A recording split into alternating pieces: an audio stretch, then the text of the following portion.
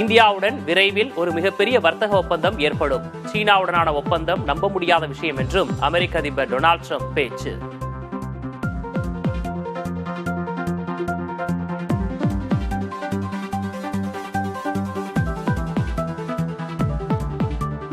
ஜூலை முதல் வாரத்தில் பிரேசில் உள்ளிட்ட 5 நாட்களுக்கு பிரதமர் மோடி அரசுமுறை பயணம். ரியோ டி ஜெனீரோவில் நடைபெறும் பிரிக்ஸ் உச்சி மாநாட்டிலும் பங்கேற்க உள்ளதாக அறிவிப்பு.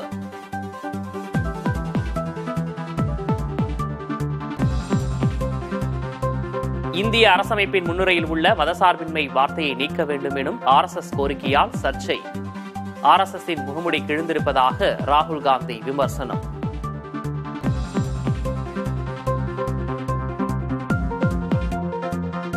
மகாராஷ்டிரத்தை சுழற்சியடிக்கும் இந்தி எதிர்ப்பு அரசியல். பள்ளிகளில் 3வது மொழியாக ஹிந்தி சேர்க்கப்படுவதற்கு எதிராக எதிர்க்கட்சிகள் போராட்டம் அறிவிப்பு.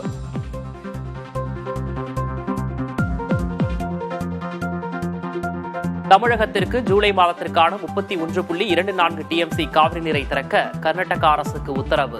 உச்சநீதிமன்ற தீர்ப்பின்படி கர்நாடகாவுக்கு ஆணையிட்டது காவிரி நீர் மேலாண்மை ஆணையம்.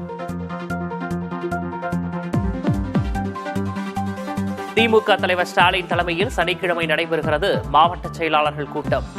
ஓரடியில் தமிழ்நாடு உறுப்பினர் சேர்க்கை எனும் பொருளில் கூட்டம் நடைபெறுவதாக அறிவிப்பு.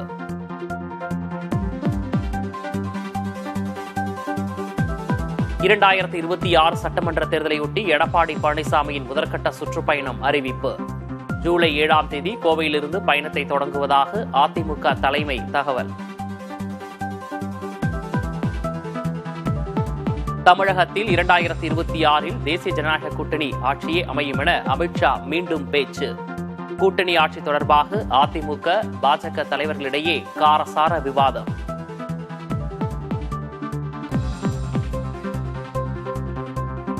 தைலாபுரம் இல்லத்தில் பாமக நிறுவனர் ராமதாசுடன் காங்கிரஸ் மாநில தலைவர் செல்வ பெருந்தகை சந்திப்பு. மரியாதை நிமித்தமான சந்திப்பு, அரசியல் பேசவில்லை என பேட்டி.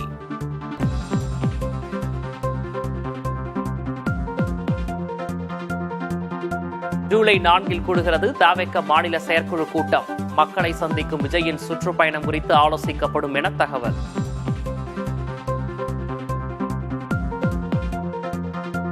புதுச்சேரியில் பாஜக அமைச்சர் சாய் சரவணகுமார் ராஜினாமா. 3 நியமன MLA-க்களும் பதவி விலகல்.